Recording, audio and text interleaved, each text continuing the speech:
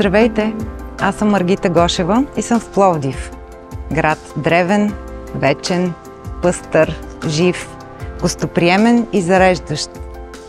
Обожавам да се разхождам из стария град и искам да ви представя една от най-красивите му забележителности – къща Хиндлиян.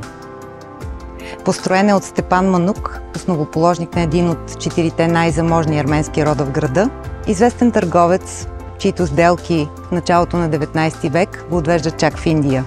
Оттам и прозвището Хиндлиян, с което остава известен в историята на града. За първи път във възрожденски дом е построена баня на принципа на римския хипокауст с постоянно течаща вода и подово отопление. Но най-забележителното за мен тук е ароматът на рози, на който ухае салона за гости.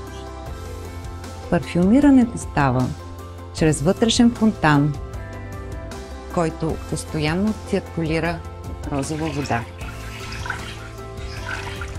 Ако минавате насам, непременно посетете къща Хиндлиян. Пловдив е специален град. Пловдив е град с дух.